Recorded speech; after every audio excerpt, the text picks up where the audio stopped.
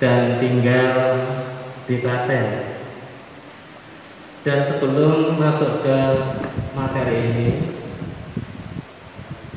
sebagai revisi akan kami sampaikan bahwa yang ada di backdrop sana itu, materi dari saya adalah antisipasi sengketa tanah dan harta waris. Ini sebagai catatan bahwa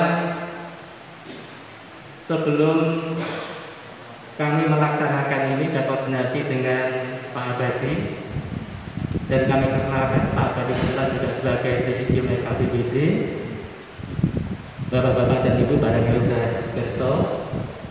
Kemudian di sini juga ada salah satu jajaran pengurus KPBD. Beliau adalah Bapak Latif, sarjana ekonomi. Ini Ketua Bidang IT dan Humas FKPBD yang sangat kami andalkan, karena beliau ini juga menjadi mata, tangan dan sebagainya untuk hal-hal yang sifatnya eksternal, berkomunikasi dengan pihak luar yang ada hubungannya dengan kegiatan-kegiatan dan program FKPBD. Kembali ke masalah judul tadi, Bapak Ibu. Setelah kami konfirmasi dengan Pak Abadi sekitar 3 hari yang lalu, kami tanyakan kira-kira yang diperlukan judul apa Pak, begitu. Pak Abadi menyampaikan bahwa dari teman-teman dibayar pada pokoknya mengendaki masalah pertanahan, itu yang pertama. Kemudian yang kedua, masalah kenakalan remaja. Nah, pada saat kami konfirmasi dengan Pak Abadi itu, kebetulan backdrop ini sudah jadi dan disiapkan oleh Pradi, begitu, ya. Maka nun sewu jika seandainya di materi yang Bapak-bapak Ibu terima di sini, ini agak berbeda dengan yang ada di sana. Itu karena ceritanya seperti itu tadi. Bisa dimaafkan ya Bapak Ibu? Baik, terima kasih. Langsung ke pokok permasalahan. Sebagaimana kita ketahui bahwa masalah tanah adalah masalah yang sedemikian riskan. Artinya jika tidak ditangani secara serius dan sungguh-sungguh, konflik-konflik pertanahan ini dapat muncul sewaktu-waktu, kapanpun dan dimanapun saja. Kemudian masalah tanah ini juga mempunyai fungsi sosial. Fungsi sosial ratusan tahun yang lalu itu barangkali hanya menyangkut masalah persekutuan adat.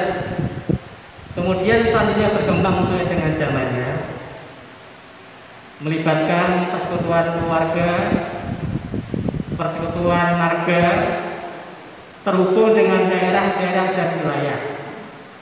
Dan kemudian kita kenal dengan keadaan yang sekarang ini. Jadi intinya kepentingan umum ratusan tahun yang lalu itu berbeda dengan kepentingan umum sekarang. Bedanya ada di mana? Bedanya kepentingan umum yang sekarang ini adalah menyangkut kepentingan bersama, menyangkut kepentingan bangsa, dan menyangkut kepentingan negara. Pada saat kita mengenal tatanan atau kelompok-kelompok masyarakat yang ada di luar sana, individu-individu yang hidup sebagaimana layaknya itu, maka mereka membutuhkan tanah dan terhubung dengan tanah, di mana darah tertumpah sewaktu lahir. Bahkan beberapa desa di Jawa yang menyangkut masalah persoalan tanah ini juga menyangkut masalah kebersamaan. Tanah adalah sesuatu yang sangat mereka butuhkan, dan di pedesaan-pedesaan Jawa itu sampai sekarang ini juga dikenal tradisi dan adat istiadat yang namanya sambatan. Nah, dalam hal sambatan itu barangkali di Tawarejo sini juga masih ada ya, adalah rasa kebersamaan dan gotong royong masyarakat. Misalnya di dalam hal mendirikan rumah baru, kemudian memperbaiki rumah lama, kemudian membantu mereka yang dalam keadaan kesulitan, yang oleh warga masyarakat kesulitan warga itu diwujudkan dalam bentuk sambatan, tapi dalam bentuk yang lain, itu berupa uang misalnya, atau dalam bentuk makanan. Maka untuk hal yang demikian juga sering terjadi, mereka mengumpulkan uang itu dari hasil jimpitan yang diambil setiap malam pada waktu ronda itu. Pada waktu masuk ke rumah itu, barangkali di sana disediakan semacam kotak kecil. Kemudian setiap malam warga masyarakat yang mengeluarkan jimpitan-jimpitan itu, dan dari jimpitan itu kemudian dijual dan disumbangkan kepada mereka yang barangkali pada saat itu sedang dilanda kesusahan. Di Tawarejo masih ada nggak Bapak Ibu jimpitan ini? Ada ya? Baik.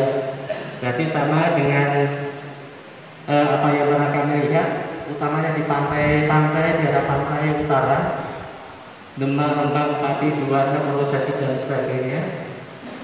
Di sana juga dikenal adanya sambatan dan jimpitan itu.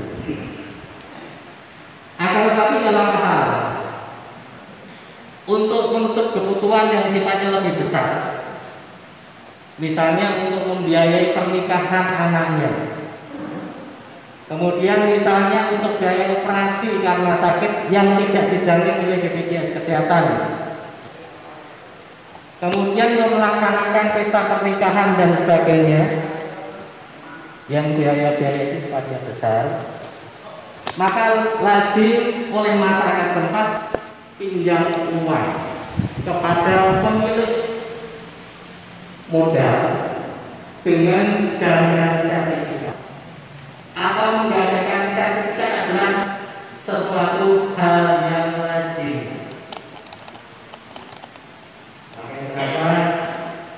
Tanah yang sangat di sini itu juga ditempati kemudian sebagai pencari nafkah, karena dari negara agraris juga bisa dijadikan sandaran untuk menjadi sekali lagi jaminan di dalam hal seseorang menutup kebutuhan yang berupa uang. Kemudian dari sejarahnya,